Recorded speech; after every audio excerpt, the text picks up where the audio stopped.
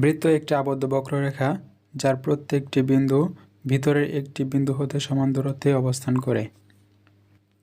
যে বক্ররেখাটি বৃত্তটিকে আবদ্ধ করে রাখে তাকে পরিধি বলে। বৃত্তের কেন্দ্র হতে পরিধি পর্যন্ত দূরত্বকে ব্যাসার্ধ বলে। বৃত্তের পরিধিস্থিত যে কোনো দুটি বিন্দুর সংযোজক রেখাংশকে জ্যা বলে।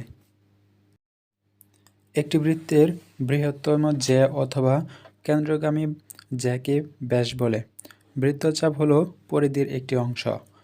কেন্দ্র: যে বিন্দু হতে পরিধির প্রতিটি বিন্দুর দূরত্ব সমান থাকে তাকে বৃত্তের কেন্দ্র বলে। অর্থাৎ পরিধির প্রতিটি বিন্দু কেন্দ্র থেকে সমান দূরত্বে অবস্থান করবে। হ্যালো বন্ধুরা, বৃত্তের ব্যাসার্ধকে আর দ্বারা প্রকাশ করা হয় আর ব্যাসকে ডি দ্বারা প্রকাশ করা হয়। বৃত্তের ব্যাস হচ্ছে বৃত্তের ব্যাস ব্যাসার্ধের দ্বিগুণ। বৃত্তের পরিধি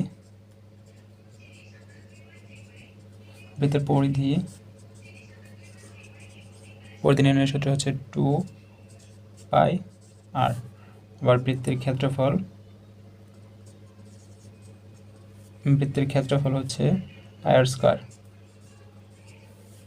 স্কয়ার এবং এটা ছাড়া আরেকটা লেখা যায় বৃত্তের ক্ষেত্রফল পাই ডি স্কয়ার বাই 4। দুটি রশ্মি দ্বারা গঠিত চিত্র বা কাঠামোকে কোণ বলা হয়। কোণ হচ্ছে 4 প্রকার, যথা সরল কোণ, সূক্ষ্ম কোণ, স্থূল কোণ এবং সমকোণ। সরল কোণ 180 ডিগ্রি যে কোণের মান সে কোণকে হচ্ছে সরল কোণ বলা হয়। সূক্ষ্ম কোণ হচ্ছে 0 ডিগ্রির চেয়ে বড় এবং 90 ডিগ্রির চেয়ে ছোট।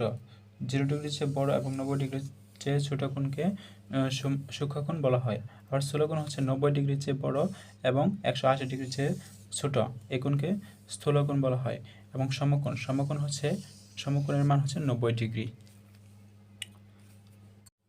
আমরা জানি যে বৃত্তের কেন্দ্রে উৎপন্ন কোণ হচ্ছে 360 ডিগ্রি। এখন দেখব বৃত্তের কেন্দ্রে কিভাবে 360 ডিগ্রি কোণ উৎপন্ন হয়। এজন্য প্রথমে আমরা একটা সরল কোণ অঙ্কন করব। এই বরাবর আরেকটি সরল কোণ বৃত্ত বরাবর উৎপন্ন করব।